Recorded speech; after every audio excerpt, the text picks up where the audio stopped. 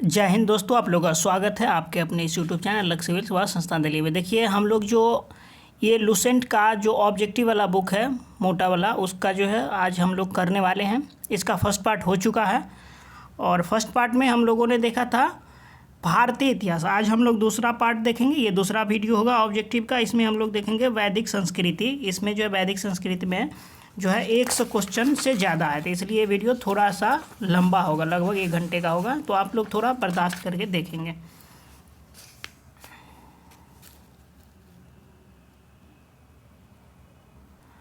ये आपका वैदिक संस्कृति है। ये दूसरा पार्ट होगा ऑब्जेक्टिव का, हिस्ट्री का। वैदिक संस्कृति का जो काल है वो 1500 ईसा पूर्व से 600 ईसा पूर्व तक। इससे पहले आपने देखा हड़प्पा संस्कृति, वो सिंधु घाटी सभ्यता, वो उसका काल क्या था? सिंधु घाटी सभ्यता का जो है 2500 ईसा पूर्व से 1750 ईसा पूर्व तक का काल है। और वही उसके बाद जो है वैदिक संस्कृति जो हम लोग देखेंगे, ये है इसका काल 1500 ईसा पूर्व से 600 ईसा पूर्व तक के टाइम पीरियड को आज हम लोग देखेंगे। अगर आप लोग चैनल पर नए हैं तो प्लीज़ चैनल को सब्सक्राइब कर लीजिए। डिस्क्रिप्शन बॉक्स में टेलीग्राम चैनल का लिंक दिया हो, वहाँ से भी आप लोग जुड़ सकते हैं। चलिए वैदिक संस्कृति के क्रम में पहला क्वेश्चन देखेंगे। पहला क्वेश्चन क्या कह रहा है? पहला क्वेश्चन है आपका कि पूर्व वैदिक या ऋग्वैदिक संस्कृति का काल किसे माना जाता है? पूर्व वैदिक या ऋग्वैदिक संस्कृति का काल किसे माना जाता है? अभी हम लोगों ने देखा और ये आपका फर्स्ट क्वेश्चन ही वही है। क्या है आपके ऑप्शन से? ए 1500 ईसा पूर्व से 1000 ईसा पूर्व, बी है 1000 ईसा पूर्व से 600 ईसा पूर्व, और सी है 600 ईसा पूर्व से 600 ईस्वी तक। तो पूर्व वैदिक काल पूछ रहा है आपका। पूर्व वैदिक काल होगा आपका ए का जो है ए ऑप्शन सही होगा। मतलब 1500 से 1000 ईसा पूर्व तक का जो काल होता है वो पूर्व वैदिक या ऋग्वैदिक संस्कृति का काल माना जाता है। चलिए नेक्स्ट देख लेते हैं। अभी हम लोग इसके बारे में चर्चा भी किए थे, वैदिक संस्कृति के बारे में जो बताए थे, तो ये काल के बारे में। चलिए अब दूसरा क्वेश्चन देखेंगे। दूसरा क्वेश्चन आपका, दूसरा प्रश्न क्या कह रहा है? कह रहा है कि उत्तर वैदिक संस्कृति का काल किसे माना जाता है? उत्तर वैदिक संस्कृति, वो था पूर्व, अब ये है उत्तर वैदिक संस्कृति का काल किसे माना जाता है? आपके ऑप्शंस हैं ए 1500 ईसा पूर्व से 1000 ईसा पूर्व तक, बी है 1000 ईसा पूर्व से 600 ईसा पूर्व तक, और सी है 600 ईसा पूर्व से 600 ईस्वी तक, और डी है इनमें से कोई नहीं। तो डी का जो है बी ऑप्शन आपका सही हो जाएगा, 1000 ईसा पूर्व से 600 ईसा पूर्व तक। अब हम लोग तीसरा प्रश्न देखेंगे। कह रहा है कि आर्य शब्द का शाब्दिक अर्थ है। क्या है आर्य शब्द का? ए वीर या योद्धा, बी है श्रेष्ठ या कुलीन, सी है यज्ञकर्ता या पुरोहित, और डी है विद्वान। तो आर्य शब्द का जो अर्थ होता है वो है श्रेष्ठ या कुलीन। चलिए नेक्स्ट देखते हैं 4 नंबर प्रश्न। 4 कह रहा है कि प्रारंभिक आर्यों के बारे में निम्न कथनों में कौन सा सही नहीं है? ए वे संस्कृत बोलने वाले थे, बी कह रहा है कि वे घुड़सवारी किया करते थे, सी कह रहा है वे कई झुंडों में भारत पहुँचे, और डी कह रहा है कि वे मुख्यतः नगरों में निवास करते थे। 4 का आपका डी ऑप्शन सही होगा। एक बार फिर से रिपीट करेंगे। 4 प्रारंभिक आर्यों के बारे में निम्न कथनों में कौन सा सही नहीं है? सॉरी, देखिए पूछ रहा है कि मैं भी तो कह रहा हूँ कि सही नहीं है 4 का। ये है आपको ऑप्शन आंसर जो देना है, नहीं देना है। मतलब वे संस्कृत बोलने वाले थे, ये तो बिल्कुल सही है, संस्कृत बोलते थे। वे घुड़सवारी क्या करते थे, ये भी सही है। और वे कई झुंडों में भारत पहुँचे थे, ये भी सही है। लेकिन ये क्या है, वे मुख्यतः नगरों में निवास करते थे, ये गलत है। लेकिन यहाँ आपका यही ऑप्शन सही होगा। मतलब 4 का डी ऑप्शन ही आपको उत्तर देना है। 4 का डी ही सही होगा प्रश्न के अनुसार। चलिए 5 नंबर प्रश्न देख लेते हैं। 5 कह रहा है कि इनमें से किस फसल का ज्ञान वैदिक काल के लोगों को नहीं था? ए जौ, बी है गेहूँ, सी है चावल, और डी है तंबाकू। किस फसल का ज्ञान जो है वैदिक काल के लोगों को नहीं था?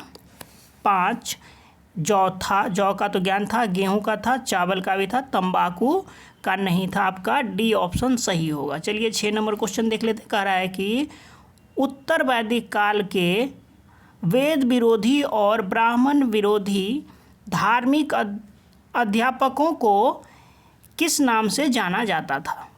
आपके ऑप्शन है ए यजमान, बी है श्रमण, सी है अधर्वण और डी है श्रेष्ठीन। तो 6 का जो है आपका बी ऑप्शन मतलब श्रमण सही होगा। चलिए 7 नंबर प्रश्न देख लेते हैं। कह रहा है कि वैदिक गणित का महत्वपूर्ण अंग है। वैदिक गणित का महत्वपूर्ण अंग क्या है?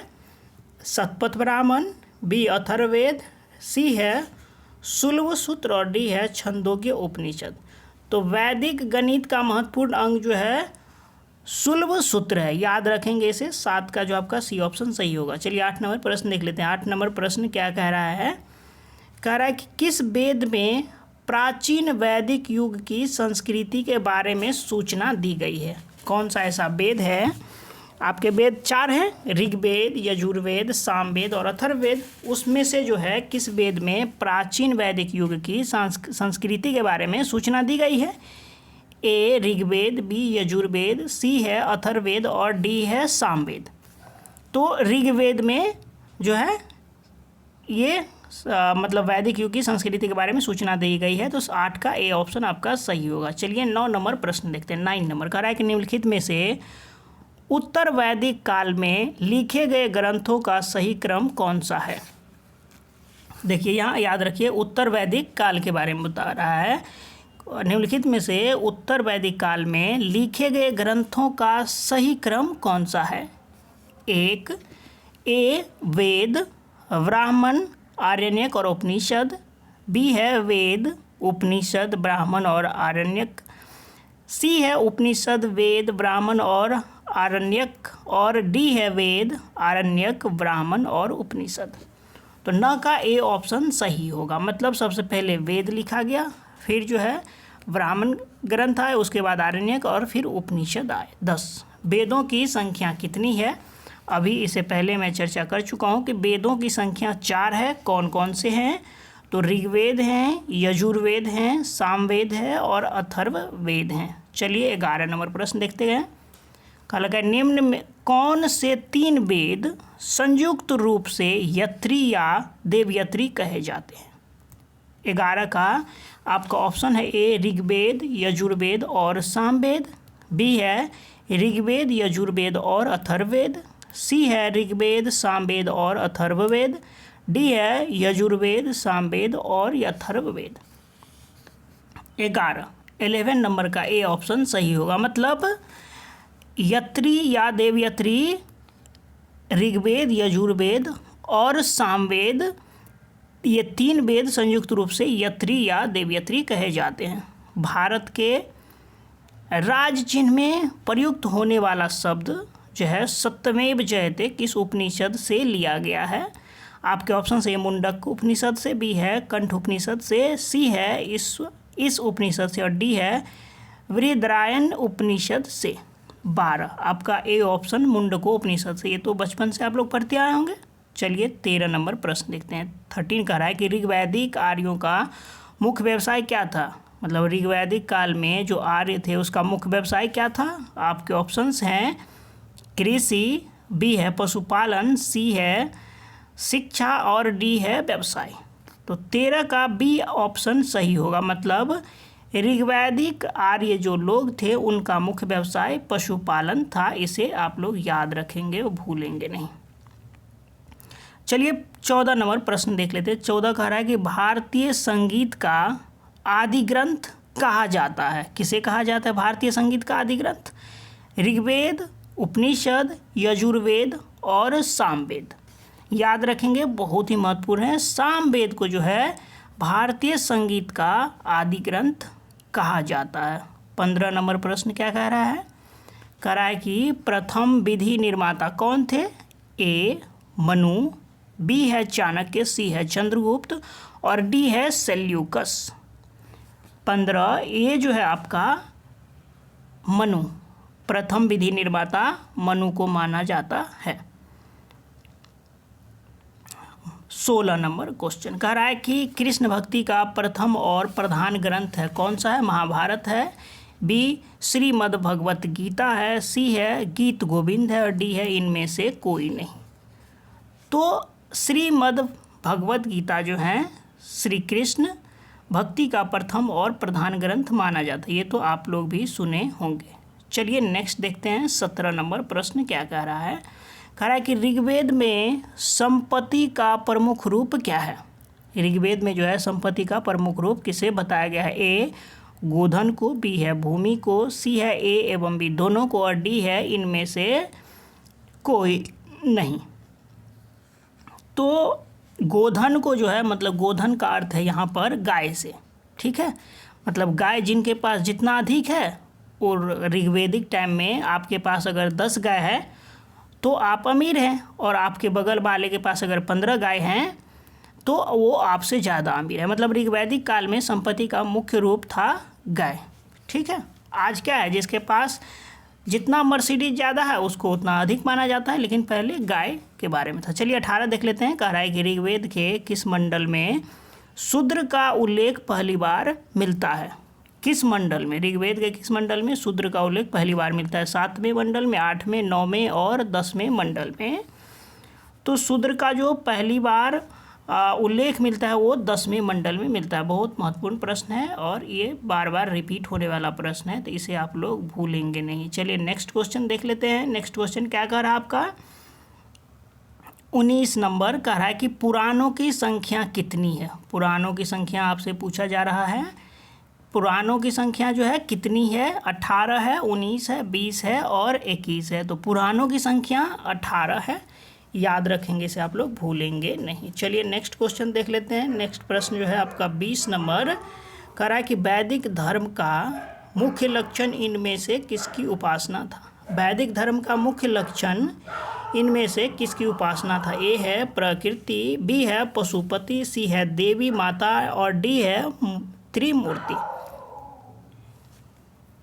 20 का आपका ए ऑप्शन ही सही होगा। वैदिक धर्म का मुख्य लक्षण इनमें से किसकी उपासना था। प्रकृति की उपासना था वैदिक धर्म का मुख्य लक्षण। चलिए नेक्स्ट देखते हैं। 21 नंबर क्वेश्चन कर रहा है कि किस देवता के लिए ऋग्वेद में पुरंदर शब्द का प्रयोग हुआ है। आपके ऑप्शंस हैं ए इंद्र, बी है अग्नि, सी है वरुण और डी है सोम। तो ऋग्वेद में जो है पुरंदर शब्द जो यूज किया गया है वो इंद्र भगवान के लिए यूज किया गया है। चलिए नेक्स्ट देख लेते हैं।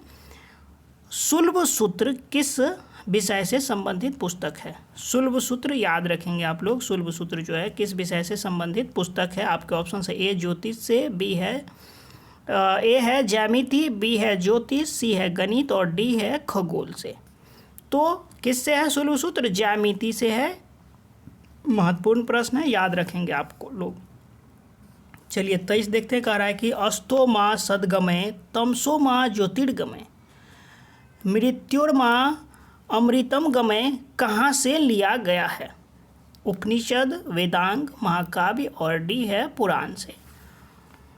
तो ये जो है उपनिषद से लिया गया है। कहाँ से लिया गया है। अस्तो माँ सदगमय तमसो माँ ज्योतिर्गमय, ये जो है उपनिषद से लिया गया है। चलिए 24 नंबर प्रश्न देखते हैं। 24 नंबर कह रहा है कि आर्य भारत में बाहर से आए और सर्वप्रथम बसे। आर्य जो है बाहर से आए लेकिन सर्वप्रथम कहाँ बसे। ए है सामातट में, बी है प्राग ज्योतिष में, सी है पंजाब में और डी है पांचाल में। तो सबसे पहले पंजाब में बसे थे। चलिए 25 नंबर प्रश्न देख लेते हैं। आपका 25 नंबर प्रश्न करा है कि सूची 1 को सूची 2 से सुमेलित कीजिए। सूची 1 में जो है आपको वेद के बारे में दिया है और सूची 2 में यज्ञकर्ता के बारे में दिया गया है। जैसे ऋग्वेद का यज्ञकर्ता कौन है, यजुर्वेद, सामवेद और अथर्ववेद का। तो जैसे ऋग्वेद का जो है होत्री है और यजुर्वेद का जो है अधर्वयु है और सामवेद का उद्गात या उद्ग्राती है और अथर्ववेद का ब्रह्मा है। तो 25 का जो है आपका ए का 1, बी का 2, सी का 3 और डी का 4 आपका ए ऑप्शन ही सही होगा। ए का 1, बी का ए ऑप्शन ही आपका सही होगा। चलिए नेक्स्ट देख लेते हैं 26 नंबर का प्रश्न। 26 कह रहा है कि वेदों को अपौरुषेय क्यों कहा गया है? अपौरुषेय क्यों कहा गया है वेदों को? आपके ऑप्शन है ए, क्योंकि वेदों की रचना देवताओं द्वारा की गई है, बी है क्योंकि वेदों की रचना पुरुषों द्वारा की गई है, सी है क्योंकि वेदों की रचना ऋषियों द्वारा की गई है, और डी है इनमें से कोई नहीं। असल में वेदों को अपौरुषेय जो कहा जाता है वह क्योंकि वेदों की रचना देवताओं द्वारा की गई है, इसीलिए जो है इसे वेदों को अपौरुषेय कहते हैं। चलिए नेक्स्ट देख लेते हैं। 26 का जो ए ऑप्शन आपका सही होगा। 27 अब देखेंगे। कह रहा है कि वैशेषिक दर्शन के प्रतिपादक हैं। वैशेषिक दर्शन के प्रतिपादक हैं कौन? ए कपिल, बी है अक्षपाल गौतम, सी है उलूकनद और डी है पतंजलि। तो 27 का आपका सी ऑप्शन सही होगा। मतलब वैशेषिक दर्शन के प्रतिपादक जो है उलूकनद है, ये ही सही होगा, याद रखेंगे आप लोग। 27 का सी। 28 कह रहा है कि मीमांसा या पूर्व मीमांसा दर्शन के प्रतिपादक हैं। कौन है मीमांसा या पूर्व मीमांसा के प्रतिपादक? ए जैमिनी, बी बादरायन, सी है कपिल और डी है गौतम। तो जैमिनी जो है वो पूर्व मीमांसा या मीमांसा के प्रतिपादक हैं। 29 कह रहा है कि वेदांग या उत्तर मीमांसा दर्शन के प्रतिपादक हैं। ए जैमिनी, बादरायन, बुध और महावीर। 29 तो वेदांग या उत्तर मीमांसा दर्शन के प्रतिपादक बादरायन हैं, याद रखेंगे आप लोग, इसे भूलेंगे नहीं। देखिए दोनों में अंतर है। यहाँ जो है पूर्व मीमांसा जैमिनी याद रखेंगे, उत्तर मीमांसा बादरायन याद रखेंगे। ये नहीं कि दोनों में आप लोगों को एक दूसरे में मिक्स हो जाए, इसको ऐसे सेपरेट करके याद रखना है कि उत्तर मीमांसा का बादरायन और पूर्व मीमांसा का जैमिनी। चलिए 30 नंबर प्रश्न देखते हैं। 30 नंबर प्रश्न कह रहा है कि ऋग्वेद का कौन सा मंडल पूर्णतः सोम को समर्पित है? सोम जो है ऋग्वैदिक कालीन एक देवता है, तो कौन सा मंडल जो है पूर्णतः सोम को समर्पित है? कह रहा है कि 7वां मंडल, बी 8वां मंडल, सी है 9वां मंडल और डी है 10वां मंडल। तो 9वां मंडल में जो है ऋग्वेद का कौन सा मंडल? तो 9वां मंडल में जो है 9वां मंडल पूर्णतः सोम को समर्पित है। चलिए 31 नंबर प्रश्न देखते। कह रहा है कि प्रसिद्ध 10 राजाओं का युद्ध, 10 राजाओं का युद्ध मतलब 10 राज्य युद्ध किस नदी के तट पर लड़ा गया? गंगा, बी ब्रह्मपुत्र, सी है कावेरी और डी पुरुषनी। तो 31 का जो है डी ऑप्शन आपका बिल्कुल सही है। याद रखेंगे कि प्रसिद्ध 10 राजाओं का युद्ध मतलब 10 राज्य युद्ध जो है वो पुरुषनी नदी के तट पर लड़ा गया था, इसे भूलेंगे नहीं। चलिए 32 नंबर कह रहा है कि धर्मशास्त्रों में भू राजस्व की दर क्या है?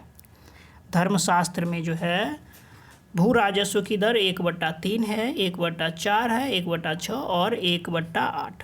तो 1/6 जो है धर्मशास्त्रों में भू राजस्व की दर जो है 1/6 रखा गया, याद रखेंगे इसे आप लोग। चलिए 33 नंबर प्रश्न कह रहा है कि 800 ईसा पूर्व से 600 ईसा पूर्व का काल किस युग से जुड़ा है? कब का? तो 600 ईसा पूर्व से 800 ईसा पूर्व से 600 ईसा पूर्व तक का काल जो है किस युग से जुड़ा है? ब्राह्मण युग से, सूत्र युग से, सी है रामायण युग से और डी है महाभारत युग से।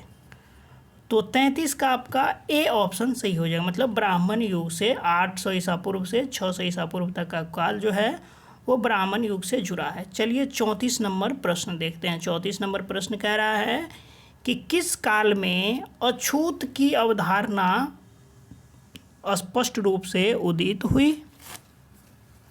34 आपके ऑप्शन है ए ऋग्वैदिक काल में, बी है उत्तर वैदिक काल में, सी है उत्तर गुप्त काल में और डी है धर्मशास्त्र के काल में। तो 34 का जो है आपका डी ऑप्शन सही होगा। मतलब धर्मशास्त्र के काल में। किस काल में अछूत की अवधारणा स्पष्ट रूप से उदित हुई? तो धर्मशास्त्र के काल में। 34 का डी ऑप्शन आपका सही है। 35 कह रहा है कि एशिया माइनर स्थित बोगाजकोई का महत्व इसलिए है, एशिया माइनर स्थित बोगाजकोई का महत्व इसलिए है कि वहाँ जो अभिलेख प्राप्त हुए हैं उनमें 4 वैदिक देवताओं इंद्र, वरुण, मित्र और नासत्य का उल्लेख मिलता है। बी है मध्य एशिया व तिब्बत के बीच एक महत्वपूर्ण व्यापारिक केंद्र था। सी है वेद के मूल ग्रंथ की रचना यहीं हुई थी। और डी है इनमें से कोई नहीं। तो आपका ए ऑप्शन सही हो जाएगा। एशिया माइनर स्थित बोगा जकोई का महत्व इसलिए है कि वहाँ से जो अभिलेख प्राप्त हुए हैं उनमें 4 वैदिक देवताओं इंद्र, वरुण, मित्र और नासत्य का उल्लेख मिलता है। चलिए 36 नंबर प्रश्न देखते हैं। कह रहा है कि गायत्री मंत्र देवी सवित्री को संबोधित किस पुस्तक में मिलता है। गायत्री मंत्र जो है किस पुस्तक में मिलता है? ऋग्वेद, यजुर्वेद, उपनिषद और भगवत गीता। 36 आपको जो गायत्री मंत्र आप लोग सुनते होंगे वो असल में ऋग्वेद पुस्तक में मिलता है।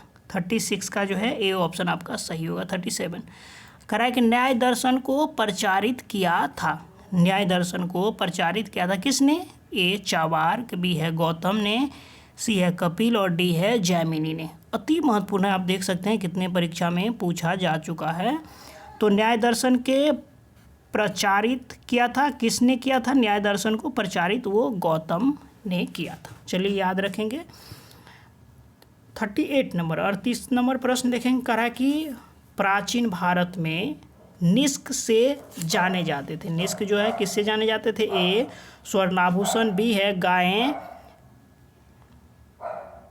सी है तांबे के सिक्के और डी है चांदी के सिक्के।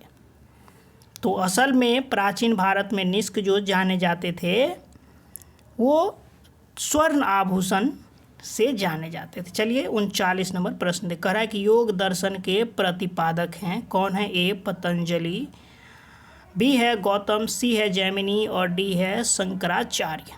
39 ये जो है योग दर्शन के प्रतिपादक पतंजलि है, ये तो आपको पता ही होगा। चलिए 40 नंबर प्रश्न कह रहा है कि उपनिषद पुस्तकें हैं किस पर? ये धर्म पर, योग पर, विधि पर और दर्शन पर।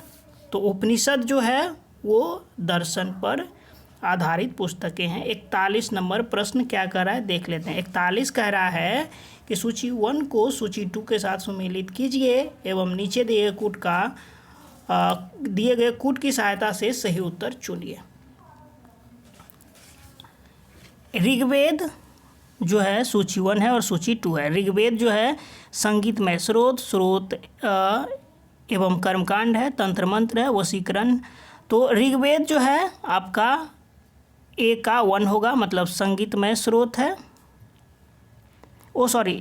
ए नहीं होगा। ऋग्वेद ये जो है स्रोत एवं प्रार्थनाएं, ऋग्वेद में ए का 4 होगा।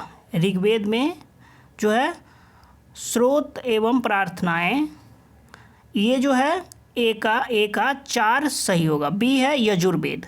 यजुर्वेद में जो है स्रोत एवं कर्मकांड दिया हुआ है तो बी का 2 सही हो जाएगा। सामवेद का जो है सामवेद में संगीतमय स्रोत है तो सी का 1 होगा और डी जो है बच गया आपका 3, मतलब अथर्ववेद में तंत्र मंत्र एवं वशीकरण। अथर्ववेद में जो है सिर्फ वो टोना टोटका नहीं वशीकरण वाला होता है, वो अथर्ववेद में बताया गया है। तो आपका 41 का इस तरह से क्या हो जाएगा? ए का 4 है और बी का 2 है। ए का 4 इसमें है, बी का 2 हाँ ये ए ऑप्शन आपका सही हो जाएगा बिल्कुल। चलिए 42 नंबर प्रश्न देखते हैं। 42 कह रहा है कि आरंभिक वैदिक साहित्य में सर्वाधिक वर्णित नदी है। आरंभिक वैदिक साहित्य में जो है सर्वाधिक वर्णित नदी कौन है? ए सिंधु, बी है सतुद्री, सी है सरस्वती और डी है गंगा। तो ये सिंधु है, सिंधु घाटी सभ्यता आप लोग पढ़ते हैं तो आरंभिक वैदिक काल में उस टाइम में ये ज़्यादा फेमस थे सिंधु नदी। तो 42 का ये ऑप्शन आपका सही होगा। चलिए नेक्स्ट देखते हैं। कह रहा है कि उपनिषद काल के राजा अश्वपति शासक थे कहाँ के? काशी के, बी है केकई के, सी है पांचाल के और डी है विदेह के। तो उपनिषद काल के जो राजा अश्वपति थे वो जो है केकई के शासक थे। चलिए 44 नंबर प्रश्न देखते हैं। 44 कह रहा है कि आध्यात्म ज्ञान के विषय में नचिकेता और यम का संवाद किस उपनिषद में प्राप्त होता है? ए है बृहदारण्यक उपनिषद में, बी है छंदों के उपनिषद में, और डी है कठोपनिषद में, और डी है केन उपनिषद में। तो आपका 44 का सी ऑप्शन सही होगा, मतलब कठोपनिषद उपनिषद में। 45 नंबर प्रश्न क्या कह रहा है? 45 कह रहा है कि वैदिक नदी कुंभा काबुल का स्थान कहाँ निर्धारित, देखिए वैदिक नदी कुंभा ब्रैकेट में है काबुल का स्थान कहाँ निर्धारित होना चाहिए? ए है अफगानिस्तान में, बी है चीनी तुर्कमेनिस्तान में, और कश्मीर में, डी है पंजाब में। 45 तो ये तो आप जानते हैं काबुल अफगानिस्तान है कि नहीं, संबंध है। तो इस तरह से 45 का ए ऑप्शन आपका सही होगा। वैदिक नदी कुंभा काबुल वो अफगानिस्तान में निर्धारित होना चाहिए। चलिए 46 नंबर प्रश्न देखते हैं। 46 कह रहा है कि कपिल मुनि द्वारा प्रतिपादित दार्शनिक प्रणाली है, कौन है? ए है पूर्व मीमांसा, बी है सांख्य दर्शन, सी है न्याय दर्शन, और डी है उत्तर मीमांसा। तो 46 का जो है आपका बी ऑप्शन सही होगा, मतलब कपिल मुनि द्वारा प्रतिपादित दार्शनिक प्रणाली जो है कौन सा है? सांख्य दर्शन। 47 नंबर प्रश्न देखते हैं। 47 कह रहा है कि भारत के किस स्थल की खुदाई में लौह धातु के प्रचलन के प्राचीनतम प्रमाण मिले हैं? ए तक्षशिला, बी है अतरंजी खेरा, और सी है कौशाम्बी, और डी है हस्तिनापुर। 47 ये जो है बी अतरंजी खेरा है। लौह धातु प्रचलन के सबसे प्राचीनतम प्रमाण जो है भारत में वो अतरंजी खेरा से मिले हैं। 47 का आपका बी ऑप्शन सही होगा। चलिए 48 नंबर प्रश्न देख लेते हैं। 48वां प्रश्न क्या कह रहा है? 48 प्रश्न कह रहा है कि निम्नलिखित में से किसका संकलन ऋग्वेद पर आधारित है? आपके ऑप्शन सही है यजुर्वेद, सामवेद, अथर्ववेद, और इनमें से कोई नहीं। तो 48 का जो है बी ऑप्शन सही होगा, मतलब सामवेद। निम्नलिखित में से किसका संकलन ऋग्वेद पर आधारित है? सामवेद का संकलन। चलिए 48 का बी। 49 करेक्ट। निम्नलिखित में कौन परस्थानत्रयी में शामिल नहीं है? कौन सा? निम्नलिखित में से कौन परस्थानत्रयी में शामिल नहीं है? यहाँ नहीं पूछ रहा है कौन सा शामिल नहीं है, तो आपका भगवत ये नहीं शामिल है, और भगवत गीता, ब्रह्म सूत्र और उपनिषद ये प्रस्थानत्रयी में शामिल है, और ये भगवत शामिल नहीं है। 50 का बी कह रहा है, 50 कह रहा है। 49 का ए ऑप्शन आपका सही होगा। 50 कह रहा है कि कर्म का सिद्धांत संबंधित है। कर्म का सिद्धांत संबंधित है किससे? ए है न्याय से, बी है मीमांसा से, सी है वेदांत से, और डी है वैशेषिक से। तो 50 का आपका कर्म का सिद्धांत बी मीमांसा से संबंधित है, याद रखेंगे। 51 नंबर प्रश्न कह रहा है कि सुमेलित कीजिए। यहाँ दिया हुआ है 51 में, इसको सुमेलित करना है। एक साइड जो है ऋग्वेद या यजुर्वेद ये जो है वेद का है, और ईश्वर महिला बलिदान विधि, और चलिए इसको मिलाना है। 51 नंबर ऋग्वेद जो होगा औषधियों से संबंधित, ऋग्वेद में औषधियों से संबंधित, मतलब ए का जो है 3 होगा, बी देखिए ऋग्वेद बी का, ऋग्वेद देख लेते पहले, बी देखते हैं। ए जो है उसका ये नहीं होगा, बी देख लेते पहले। बी का जो है ऋग्वेद में ईश्वर महिमा के बारे में बताया गया है, उसके बाद ए देखते हैं अब अथर्ववेद में जो है औषधियों से संबंधित है। अथर्ववेद में औषधियों से संबंधित है, मतलब औषधियों के बारे में बताया गया है। तो ए का जो है 3 ऑप्शन आपका सही हो जाएगा। सी यजुर्वेद में जो है बलिदान के बारे में बताया गया है, बलिदान विधि, और सामवेद अभी देखे थे कि संगीत के बारे में बताया गया है सामवेद में। तो इस तरह से ए का आपका 3 है, ए का 3 2 में है, उसके बाद बी का जो है 1 है, तो बी का 1 सिर्फ यहाँ है। तो आपका 51 का इस तरह से ए सही होगा। 52 नंबर कह रहा है कि चरक संहिता नामक पुस्तक किस विषय से संबंधित है? कौन सा? चरक संहिता जो पुस्तक है वो किस विषय से संबंधित है? 52 नंबर का प्रश्न है। कह रहा है कि अर्थशास्त्र से, बी राजनीति से, सी है चिकित्सा, और डी है धर्म से। चरक संहिता, आप इस पुस्तक का नाम भी सुने होंगे। तो 52 का जो है ये चरक, एक आप सुने हैं चरक जो है एक बहुत ही मतलब बड़े उस टाइम के जो है क्या थे, चिकित्सक थे। तो चरक संहिता उन्होंने लिखी, चरक ने, और उस किससे संबंधित, चिकित्सा से संबंधित है। तो 52 का आपका सी ऑप्शन सही हो जाएगा। 53 नंबर पर प्रश्न देखेंगे, कह रहा है कि यज्ञ संबंधी विधि विधानों का पता चलता है कहाँ से, ऋग्वेद से, बी है सामवेद से, सी है ब्राह्मण ग्रंथों और डी है यजुर्वेद से। तो यजुर्वेद से जो है यज्ञ संबंधी विधियों का पता चलता है। चलिए नेक्स्ट देखते हैं। 54 नंबर कह रहा है कि वैदिक युगीन सभा, वैदिक युगीन सभा के बारे में पूछा जा रहा है। ए गांवों के व्यावसायिक लोगों की संस्था थी, बी राज दरबार होता था, सी है मंत्री परिषद थी, और डी है राज्य के समस्त लोगों की एक राष्ट्रीय सभा थी। ये जो है राज दरबार होता था। वैदिक युगीन सभा जो होता था वो सभा क्या होता था, राज दरबार में सभा लगता था। ये सभा जो है राज दरबार होता था।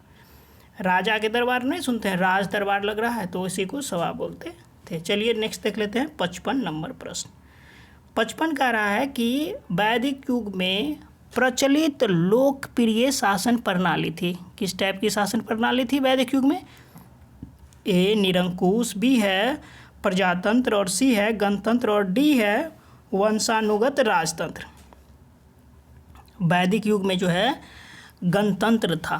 ठीक, चलिए नेक्स्ट देखते हैं। सी ऑप्शन सही होगा 55 का। 56 कह रहा है कि सबसे प्राचीन वेद कौन सा है? इसमें पूछने वाली कोई बात नहीं है। जो ऋग्वेद होता है सबसे पुराना, सबसे प्राचीन वेद माना जाता है। ऋग्वेद, यजुर्वेद, सामवेद और अथर्ववेद। इस तरह से आपका 56 का ए ऑप्शन सही होगा। 57 नंबर कह रहा है कि निम्नलिखित में से कौन भारतीय दर्शन की आरंभिक विचारधारा है? आपके ऑप्शन से ए सांख्य, बी है वैशेषिक, सी है मीमांसा और डी है योग।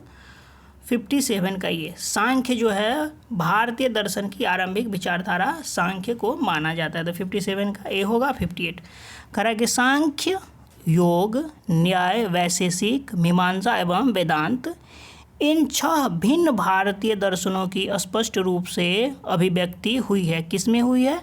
वैदिक युग में, गुप्त युग में, कुषाण युग में, और डी है मौर्य युग में।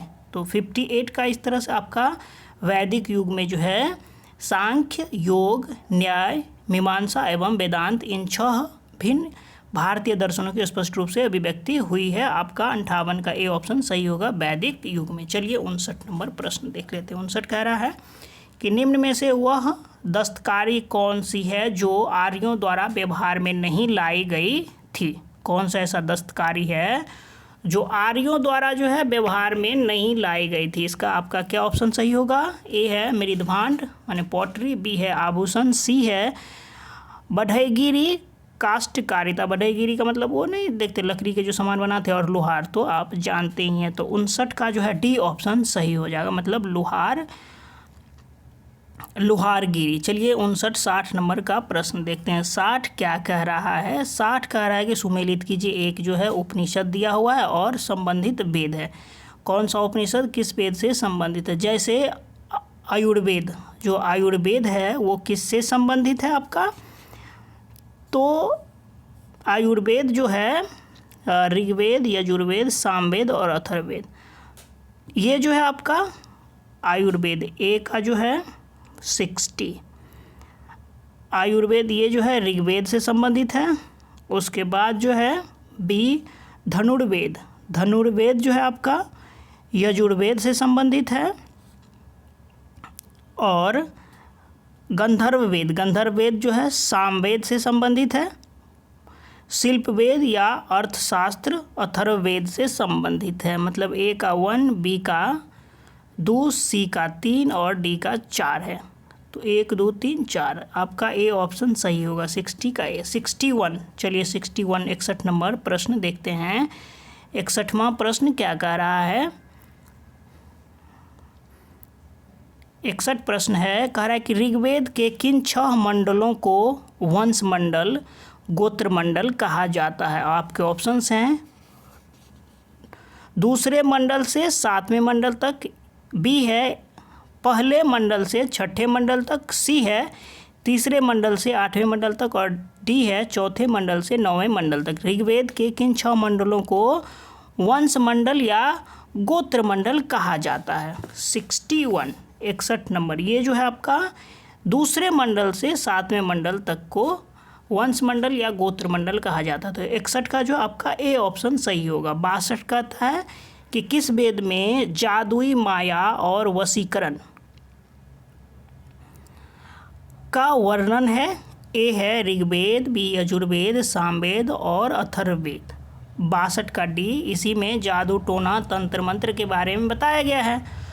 तो जादुई माया और वशीकरण इसी में होगा, आपका डी ऑप्शन सही होगा।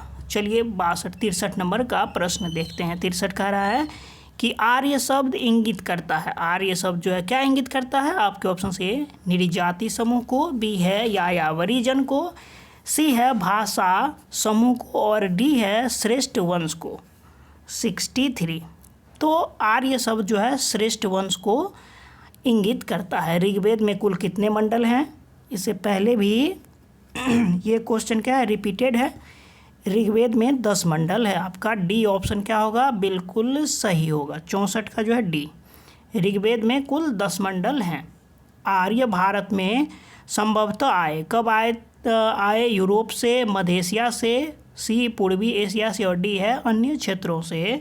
तो 65 का ये मध्य एशिया से संभवतः आर्य जो हैं आए। चलिए 66वीं प्रश्न देख लेते हैं। 66वीं प्रश्न कह रहा है कि कौन सा वेद अंशतः गद्य रूप में भी रचित है?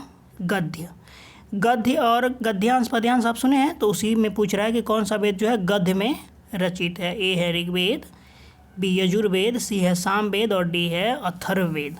तो 66 यजुर्वेद जो है वो आपका गद्य रूप में रचित है, अंशतः गद्य रूप में रचित है। कौन सा? यजुर्वेद। याद रखेंगे आपको। 66 का आपका बी सही होगा। 67 कह रहा है कि सभा और समिति प्रजापति की 2 पुत्रियां थी का उल्लेख किस वेद में मिलता है? आपके ऑप्शन से ए ऋग्वेद में, बी है यजुर्वेद में, सी है सामवेद में, और डी है अथर्ववेद में। 67 ये जो है अथर्ववेद में मिलती है, याद रखिएगा इसको। 67 का 67 का जो है आपका डी ऑप्शन सही है। 68 कह रहा है कि ऋग्वैदिक युग की प्राचीनतम संस्था कौन सी थी? ऋग्वैदिक युग की प्राचीनतम संस्था कौन सी थी? आपके ऑप्शन है ए सभा, बी समिति, डी है विदथ, और डी है परिषद। ये जो आपका सी ऑप्शन सही होगा। 68 का सी ऑप्शन सही है, मतलब ऋग्वैदिक युग के प्राचीनतम संस्था विदथ थी। चलिए 69 नंबर प्रश्न देखेंगे। 69वां प्रश्न क्या कह रहा है? कह रहा है कि ब्राह्मण ग्रंथों में सर्वाधिक प्राचीन कौन सा है? ए है ऐत्रेय ब्राह्मण, बी है शतपथ ब्राह्मण, सी है गोपथ ब्राह्मण, और डी है पंचविश ब्राह्मण। तो 69 का जो आपका बी ऑप्शन बिल्कुल सही होगा, मतलब शतपथ ब्राह्मण। ब्राह्मण ग्रंथों में सर्वाधिक प्राचीन जो है वो शतपथ ब्राह्मण है। याद रखेंगे आप लोग, इसे भूलेंगे नहीं। चलिए नेक्स्ट देख लेते हैं 70 नंबर से। 69 देख लिया। अब 70 नंबर कह रहा है कि गोत्र व्यवस्था प्रचलन में कब आई? ए ऋग्वेद में, बी है उत्तर वैदिक काल में, सी है महाकाव्य काल में, और डी है सूत्र काल में।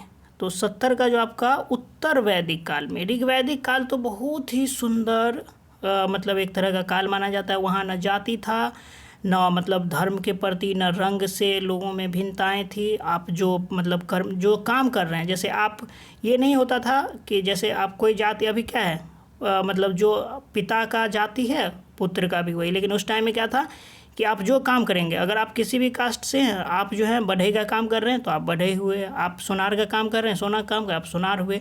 तो वो जो है मतलब वैदिक काल बहुत ही मतलब सुंदर काल माना जाता है। उसके बाद जब धीरे धीरे में कर्म कांड आ गए, मतलब थोड़ा जो है मतलब कुछ बेकार की चीज़ें सब आने लगी, वो उस टाइम वो जो है उत्तर वैदिक काल में धीरे धीरे उसमें देखने को मिला। चलिए नेक्स्ट देख लेते हैं 71 नंबर 71वां प्रश्न कह रहा है कि अनुलोम विवाह का अर्थ है। अनुलोम विवाह का क्या अर्थ होता है?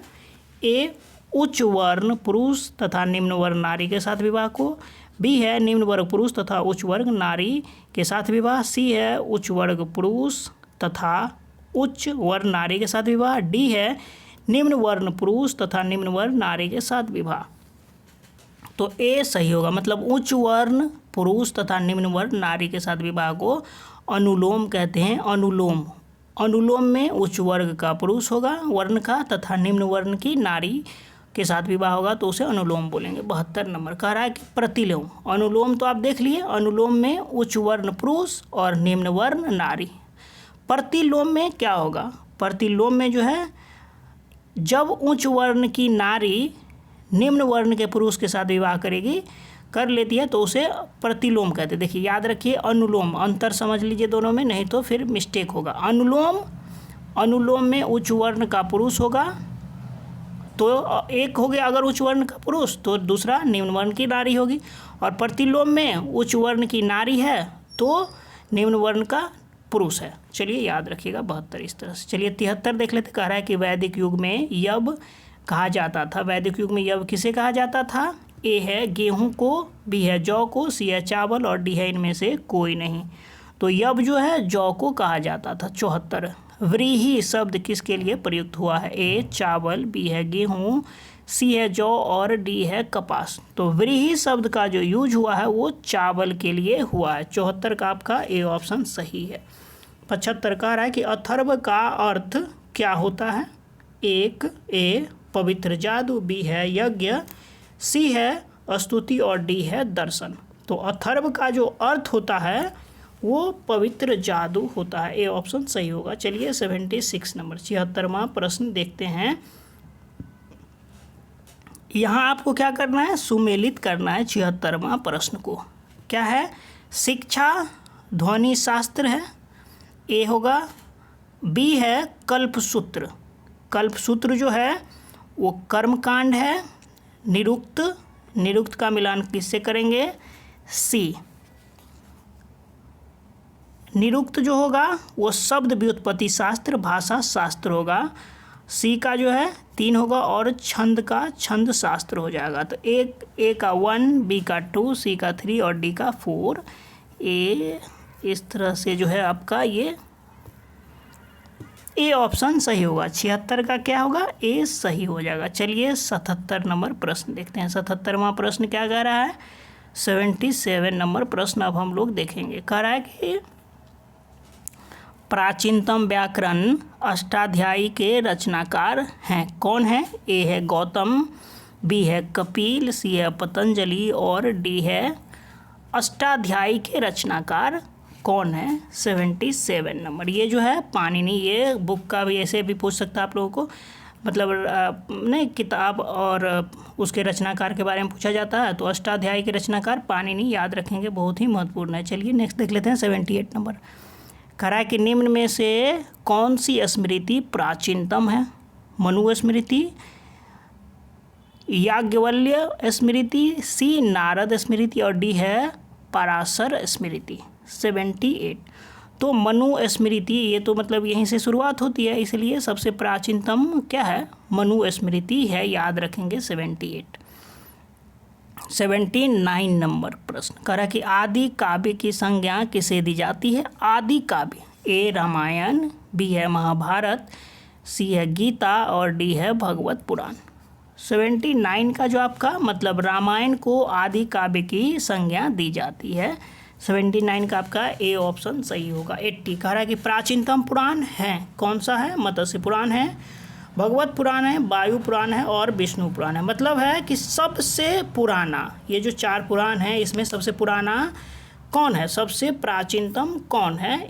80 का ये मतलब मत्स्य पुराण जो है वो सबसे प्राचीनतम पुराण है, याद रखेंगे 80 का ए मत्स्य पुराण। ऋग्वेद में सबसे पवित्र नदी किसे माना गया है? ऋग्वेद काल में जो है, ऋग्वैदिक काल में सबसे पवित्र नदी किसे माना गया है? ए सिंधु नदी को, बी है सरस्वती, सी है परुष्णी और डी है शतुद्री। तो सरस्वती नदी को जो है ऋग्वैदिक काल में डी का बी ऑप्शन सही होगा। ऋग्वैदिक काल में सबसे पवित्र नदी सरस्वती को माना गया है। 82 कह रहा है कि वैदिक समाज की आधारभूत इकाई थी, क्या थी? ए कुल या कुटुंब, बी है ग्राम, सी है विश्व और डी है जन। 82। तो कुल या कुटुंब जो है वैदिक समाज की आधारभूत इकाई थी। चलिए 83 नंबर प्रश्न कर है कि ऋग्वैदिक काल के उस सबसे प्रधान देवता की पहचान करें जिसकी स्तुति में 250 सूक्तों की रचना की गई थी। ए इंद्र, बी है अग्नि, सी है वरुण और डी है सूर्य। 83 ये जो है इंद्र देवता ऋग्वैदिक काल में उस सबसे प्रधान देवता की पहचान करें जिसकी स्तुति में 250 सूक्ति की रचना की गई है। तो आपका 83 का ए ऑप्शन सही हो जाएगा, मतलब इंद्र देवता। 84 नंबर प्रश्न कह रहा है कि किस वेद में सभा को नरिष्ठ अर्थात सामूहिक वाद विवाद या अनुलंघनीय कहा गया है। अनुलंघनीय का मतलब है जिसकी उल्लंघन न की जाए, अनुलंघनीय मतलब बिना उल्लंघन करने लायक नहीं। तो किसके वेद में सभा को नरिष्ठ अर्थात सामूहिक वाद विवाद का अनुलंघनीय कहा गया है? ए ऋग्वेद, बी है यजुर्वेद, सी है सामवेद और डी है अथर्ववेद। तो 84 का आपका डी ऑप्शन सही होगा, मतलब अथर्ववेद में सभा को जो है सभा को नरिष्ठ अर्थात सामूहिक वाद विवाद या अनुलंघनीय कहा गया है। 85 कह रहा है कि किस रचना में नारी को सूरा और पांसा के साथ 3 प्रमुख बुराइयों में शामिल किया गया है? ए मैत्रायणी संहिता, बी है जाबाल उपनिषद, सी है शतपथ ब्राह्मण और डी है छंदोग्य उपनिषद। तो 85 का जो है आपका ए ऑप्शन सही होगा, मतलब मैत्रायणी संहिता में जो है किस रचना में नारी को सूरा और पांसा के साथ 3 प्रमुख बुराइयों में शामिल किए गए? मैत्रायणी संहिता। चलिए 86 नंबर प्रश्न देख लेते हैं। 86 कह रहा है कि उत्तर वैदिक काल में किस देवता को सर्वोत्तम स्थान प्राप्त था? उत्तर वैदिक काल में, देखिए वैदिक काल के बाद की बात है, उत्तर वैदिक काल में किस देवता को सर्वोत्तम स्थान प्राप्त है? ए प्रजापति को, बी है इंद्र को, सी है विष्णु को और डी है रुद्र को। तो ये प्रजापति जो है उत्तर वैदिक काल में सर्वोच्च स्थान पर देवता थे। चलिए नेक्स्ट देख लेते हैं 87 नंबर प्रश्न।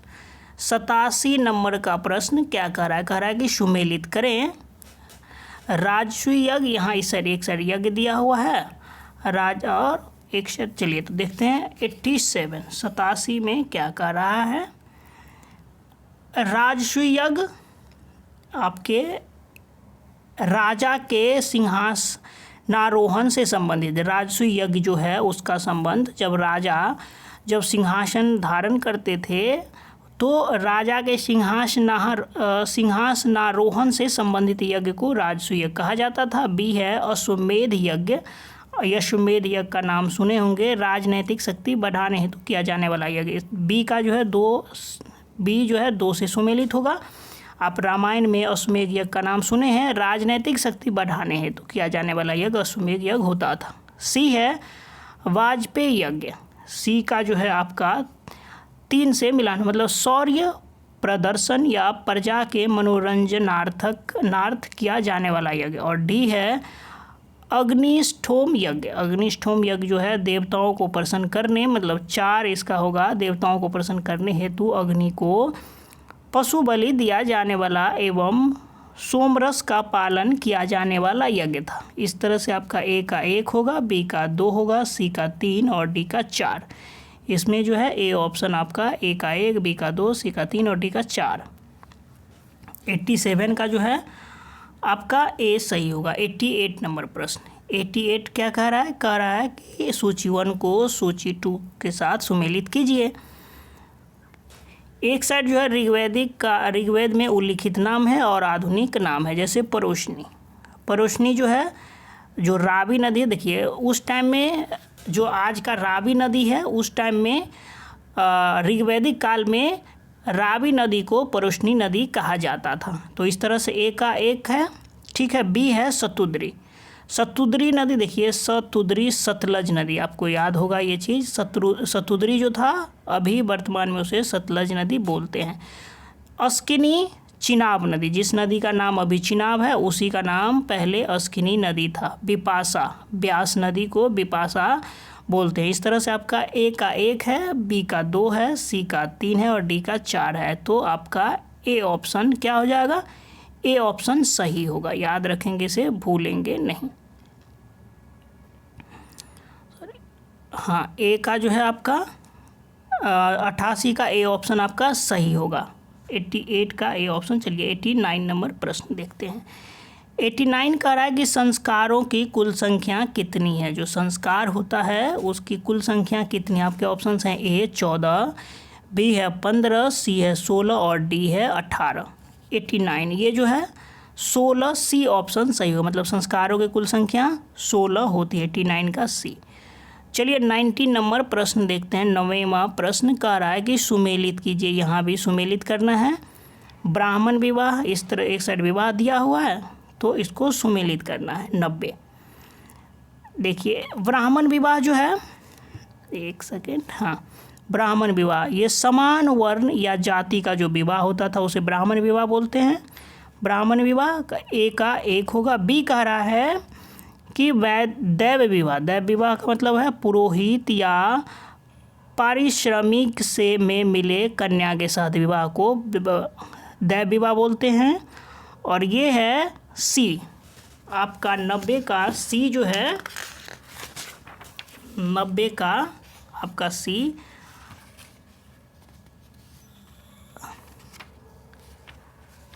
आर्ष विवाह ये है। यहाँ दिख नहीं रहा है, इसको मैं पढ़ के सुना रहा हूँ आप लोग को। इसको ये है आर्ष विवाह। 90 का सी है आर्ष विवाह। इसका जो होगा सी का, ये 3 से मिलान होगा इसका। मतलब कन्या मूल्य के रूप में एक जोड़ी गाय व बैल चुकाकर किया गया विवाह आर्ष विवाह बोला जाता था। और डी का 4 होगा। डी का जो है 4 होगा।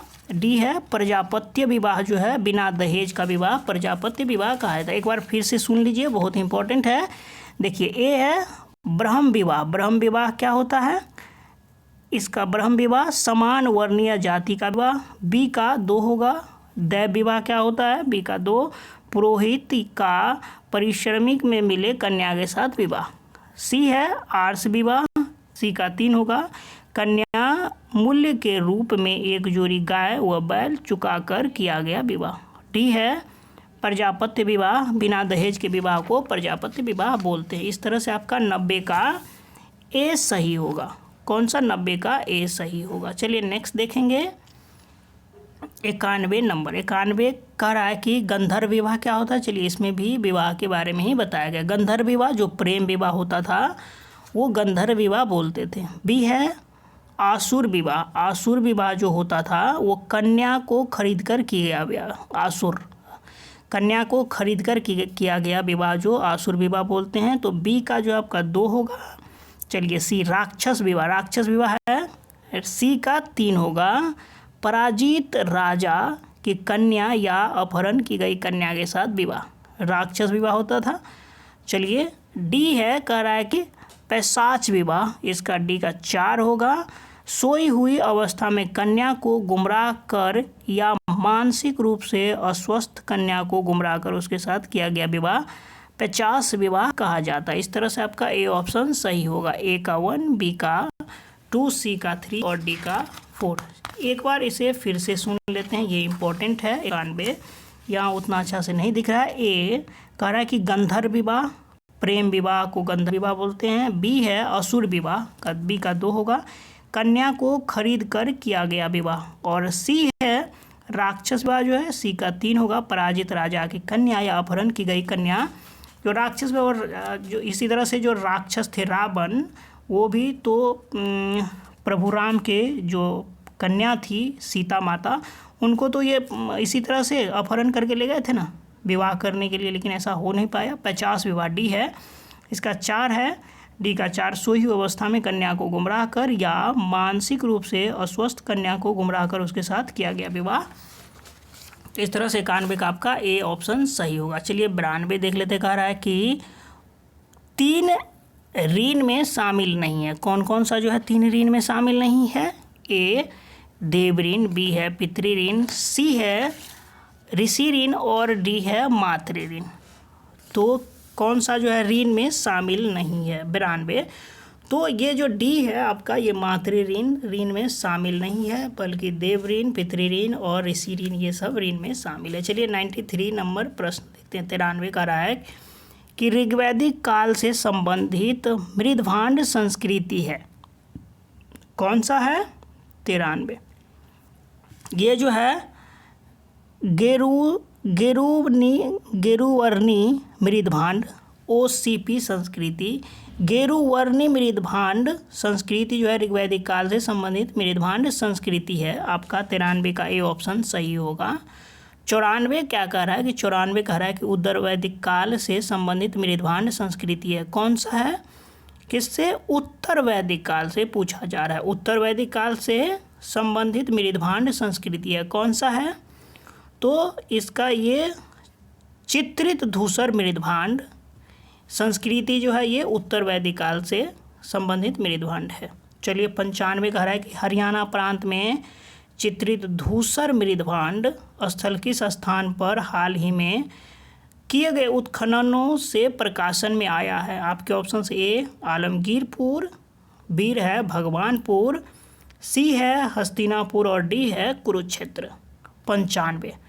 95 का बी मतलब भगवानपुर सही हो जाएगा। 96 नंबर प्रश्न क्या कर रहा है? कह रहा है कि प्राचीनतम विवाह संस्कार का वर्णन करने वाला विवाह सूत्र किसमें पाया जाता है? आपके ऑप्शन ए ऋग्वेद में, बी है यजुर्वेद में, सी है सामवेद में और डी है गृह सूत्र में। किसमें पाया जाता है? तो आपका ऋग्वेद में प्राचीन विवाह संस्कार का वर्णन करने वाला विवाह सूक्त ऋग्वेद में पाया जाता है। 96 का आपका ए ऑप्शन सही होगा। 97 नंबर ऋग्वेद में अघन्य वध योग्य नहीं, अघन्य मतलब है वध योग्य नहीं शब्द का प्रयोग किस लिए किया गया था? ए ब्राह्मणों के लिए, बी गाय के लिए, सी स्त्री के लिए और डी है पुरोहित के लिए। तो गाय को जो है आपका बी ऑप्शन सही होगा, मतलब अघन्य जिसका वध नहीं किया जा सकता है, इसके लिए यूज किया गया शब्द है। चलिए नेक्स्ट देख लेते हैं 98 नंबर प्रश्न। करा है कि सुमेलित कीजिए। 98 को भी क्या करना है? सुमेलित करना है। संग्रहित्री जो ये जो है ऋग्वैदिक कालीन जो शासन व्यवस्था थी उसी से संबंधित, संग्रहित्री जो कोषाध्यक्ष होता था उसे संग्रहित्री बोलते हैं। भागदूत होता, कर्ज संग्रहकर्ता को भागदूत बोलते हैं। छता या छतरी, पांसे के खेल में राजा का सहायक को छता या छतरी बोलते हैं। अक्षबाप जो है प्रतिहारी या राजा, राजप्रसाद या सक्षक। तो 98 का इस तरह से आपका जो है ए का 1, बी का 2, सी का 3 और डी का 4, मतलब ए ऑप्शन 98 का भी जो है आपका क्या होगा? ए ऑप्शन सही होगा। 99 कह रहा है कि रीत प्राकृतिक संतुलन स्थापित करने के कारण किस वैदिक देवता को ऋतस्य गोप कहा गया है? ए इंद्र, बी है वरुण, सी है सूर्य और डी है विष्णु। तो वरुण देवता को जो है रीत माने प्राकृतिक संतुलन स्थापित करने के कारण ये वरुण देवता को ऋतस्य गोप कहा गया है। याद रखेंगे 99 का बी ऑप्शन सही होगा। 100वां प्रश्न का आंसर क्या है? 100वां प्रश्न क्या है? निम्नलिखित में से कौन मूलतः जल या समुद्र का देवता था? इंद्र, बी है नासत या अश्विन, सी है वरुण और डी है मित्र। तो वरुण जो है वरुण को समुद्र का देवता मानते हैं। चलिए 101वां प्रश्न देख लेते हैं। 101वां प्रश्न क्या कह रहा है? 101 कह रहा है कि 3 क्रमों पगों में तीनों लोक को माप लेने के कारण किसे उपक्रम कहा गया है? ए सूर्य, बी है सवित्री, सी है मित्र और डी है विष्णु। तो ये जो है ये विष्णु को कहा गया है। 3 क्रमों पगों में 3 लोकों को माप लेने के कारण इसे उपक्रम कहा गया है, कि इसको विष्णु भगवान को। चलिए नेक्स्ट देखते हैं 102 नंबर, सुमेलित कीजिए। 102 को जो है आपको क्या करना है, सुमेलित करना है, ठीक है। तो 102 ये जो है आपका, ये पूसन जो है एक देवता थे, एक सेकेंड, पूसन विवाह का देवता,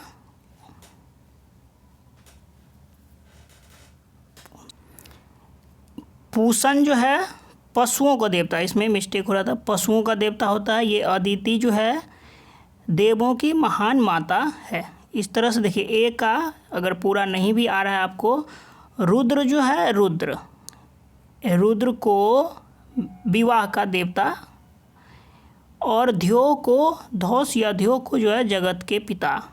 102 का जो आपका ए का 2 है, बी का 1, ए का 2 और बी का 1, इसमें तो सिर्फ एक में है, तो आपका बी ऑप्शन सही होगा। चलिए नेक्स्ट देख लेते हैं। नेक्स्ट क्या कह रहा है, मनुस्मृति मुख्यतः संबंधित है। मनुस्मृति जो है मुख्यतः किससे संबंधित है? ए समाज व्यवस्था से, बी है कानून से, सी है राज्य कार्य पद्धति से, और डी है अर्थशास्त्र से। तो मनुस्मृति जो है मूलतः समाज व्यवस्था से संबंधित है। 103 का ए ऑप्शन सही होगा। कह रहा है कि गायत्री मंत्र की रचना किसने की थी? वशिष्ठ, विश्वामित्र, सी है इंद्र, और डी है परीक्षित। तो गायत्री मंत्र की जो रचना की थी वो विश्वामित्र ने की थी। 104 का इस तरह से आपका बी ऑप्शन सही होगा। गायत्री मंत्र की रचना विश्वामित्र ने की थी। 105 कह रहा है कि अवेस्ता और ऋग्वेद में समानता है। अवेस्ता किस क्षेत्र से संबंधित है? ए भारत से, बी ईरान से, सी है इजराइल से, और डी है मिस्र से। तो अवेस्ता जो है ईरान से संबंधित है। आप 105 का आपका बी ऑप्शन सही होगा। अवेस्ता किसके समान माना जाता है? ऋग्वेद के। अवेस्ता और ऋग्वेद में समानता है, ठीक है। और अवेस्ता जो है ईरान से संबंध रखता है। जिस तरह से ऋग्वेद भारत से संबंध है, उस तरह से अवेस्ता का संबंध ईरान से है। 105 का आपका बी ऑप्शन सही होगा। 106 कह रहा है कि निम्नलिखित में से कौन सी एक ऋग्वैदिक आर्यों की लाक्षणिक विशेषता नहीं है? देखिए यहाँ नहीं पूछ रहा है, तो वे अश्वों, ए कह रहा है कि वे अश्वों, रथों और कांस के उपयोग से परिचित थे, बिल्कुल। बी वे लोहा के उपयोग से परिचित थे। ये लोहा के उपयोग से जो है ऋग्वैदिक आर्य जो है लोहा के उपयोग से परिचित नहीं थे, मतलब ए ऑप्शन आपका सही, बी ऑप्शन सही होगा। सी है वे गौ से परिचित थे, बिल्कुल थे। जो संपत्ति का सर्वाधिक महत्वपूर्ण रूप थी, बिल्कुल सही है। डी है वे ताम्र और आधुनिक हल फाल के उपयोग से परिचित थे, बिल्कुल। तो आपका ए, बी, ए, सी और डी सही बात है। डी क्या है? गलत बात है। तो आप पूछ रहा है विशेषता नहीं है, तो आपका बी ऑप्शन 106 का बी ही क्या होगा? उत्तर होगा। 107 कह रहा है कि ऋग्वेद में निम्नलिखित किन नदियों का उल्लेख अफगानिस्तान के साथ आर्यों के संबंध का सूचक है? ए अस्किनी, बी है परुष्णी, सी है कुंभा, और डी है बिपास या सतुद्री। 107 इसका जो है सी, मतलब कुंभा या क्रमु जिस नदी को बोलते हैं, इसी का उल्लेख जो है अफगानिस्तान के साथ आर्यों के संबंध को का सूचक है। चलिए 108 नंबर प्रश्न देखते हैं। 108 प्रश्न क्या कह रहा है? कह रहा है कि धर्म तथा रीत भारत की प्राचीन वैदिक संस्कृति के एक केंद्रीय विचार को चित्रित करते हैं। इस संदर्भ में निम्नलिखित कथनों पर विचार कीजिए। एक है धर्म व्यक्ति के दायित्वों एवं स्वयं तथा दूसरों के प्रति व्यक्तिगत कर्तव्यों की संकल्पना था। 2 है ऋतु मूलभूत नैतिक विधान था जो सृष्टि और उसमें अंतर्निहित सारे तत्वों के क्रियाकलापों को संचालित करता था। उपयुक्त में से कौन सा कथन सही है? तो आपका ये दोनों कथन सही है, मतलब सी ऑप्शन सही हो जाएगा। चलिए नेक्स्ट देख लेते हैं 9। कह रहे कि आर्यों के आर्कटिक होम सिद्धांत का पक्ष किसने लिया था? कौन सा? आर्यों के आर्कटिक होम सिद्धांत का पक्ष किसने लिया था? ए पारजिटर ने, बी एसी दास, सी है बीजी तिलक और डी है जैकोबी। तो ये जो है बीजी तिलक आपका मतलब बाल गंगाधर तिलक। आर्यों के आर्कटिक होम सिद्धांत का पक्ष किसने लिया था? बीजी तिलक ने, बाल गंगाधर तिलक ने। तो 109 का आपका सी ऑप्शन सही होगा। 110 कह रहा है कि 110 को सुमेलित करना है। क्या करना है? 110 को सुमेलित करना है। कुंभा ये एक रिपीटेड है, आधुनिक नाम क्या है? काबुल। परोशनी जो है, परोशनी रावी नदी को बोलते हैं। सादानीरा जो है गंडक को बोलते हैं और सतुद्री सतलज को बोलते हैं। इस तरह से ए का 2 बी का 3, ए का 2 और बी का 3, ए का 2 बी का 3, सी का 1 और डी का 4। इस तरह से आपका 110 का बी ऑप्शन सही होगा। चलिए 111 नंबर प्रश्न देख लेते हैं। 111 क्या कह रहा है? कह रहा है कि ऋग्वेद में सूक्त हैं। कितने सूक्त है भाई ऋग्वेद में? आपके ऑप्शन से ए 1017, बी है 1020, सी है 1028 और डी है 1128। तो ऋग्वेद में जो है आपका 1028 मतलब 1028 सूक्त हैं, याद रखेंगे। 111 112 है पूर्व वैदिक आर्यों का धर्म मुख्यतः था। पूर्व वैदिक आर्यों का धर्म जो है मुख्यतः क्या था? भक्ति, बी है मूर्ति पूजा और यज्ञ, सी है प्रकृति पूजा और यज्ञ, डी है प्रकृति पूजा और भक्ति। तो 112 का आपका सी ऑप्शन सही हो जाएगा। पूर्व वैदिक आर्यों का धर्म प्रमुख था प्रकृति पूजा और यज्ञ। 113 नंबर प्रश्न। 113 कह रहा है कि निम्नलिखित में से किस भारतीय परमाणुवाद का जनक कहा जाता है? निम्नलिखित में से किसे? 13 है। निम्नलिखित में से किसे भारतीय परमाणुवाद का जनक कहा जाता है? आपके ऑप्शंस हैं इस तरह से, ए महर्षि कपिल, बी है महर्षि गौतम, सी है महर्षि कनाद और डी है महर्षि पतंजलि। डी है इनमें से कोई नहीं। तो आपका 113 का जो है सी ऑप्शन सही है, मतलब महर्षि कनाद साहब को जो है भारतीय परमाणुवाद का जनक कहा जाता है। 114 शतपथ ब्राह्मण से संबंधित राजा विदेध्य माधव से संबंधित ऋषि थे। कौन थे? शतपथ ब्राह्मण से संबंधित राजा विदेध्य माधव से संबंधित ऋषि थे। कौन? ऋषि भारद्वाज, ऋषि वशिष्ठ, ऋषि विश्वामित्र और ऋषि गौतम रहुगण। तो ये जो है आपका ये ऋषि गौतम संबंधित थे। 114 का आपका डी ऑप्शन सही होगा, महर्षि गौतम। 114 का डी। शतपथ ब्राह्मण से संबंधित राजा विदेह माधव से संबंधित थे ऋषि गौतम रहुगण। तो इस तरह से इसमें जो है हम लोगों ने 114 प्रश्न देख लिया है। यह लगभग आपके 1 घंटा का वीडियो हो चुका है। ये जो है लुसेंट हिस्ट्री जो ऑब्जेक्टिव बुक है उसका ये दूसरा पार्ट था। इसके जस्ट बाद तीसरा पार्ट में होगा महाजनपद काल। उसमें हम लोग देखेंगे 600 ईसा पूर्व से 325 ईसा पूर्व तक काल को। तो वो बहुत जल्द ही आएगा। आप लोगों से रिक्वेस्ट है, अगर आप लोग चैनल पर नए हैं तो निश्चित रूप से आप चैनल सब्सक्राइब कर लीजिए, बगल के बेल आइकन को दबा लीजिए, जिससे जो भी वीडियो या कोई भी नोटिफिकेशन आएगा सबसे पहले आप तक पहुंचेगी। आप लोग मुझे टेलीग्राम पर भी ज्वाइन कर सकते हैं, लक्ष्य सिविल सेवा संस्थान नाम से आप सर्च कर सकते हैं या डिस्क्रिप्शन बॉक्स में टेलीग्राम चैनल का लिंक दिया हुआ है। चलिए इस वीडियो में इतना ही रखेंगे दोस्तों। आपका दिन शुभ हो। Thanks for watching.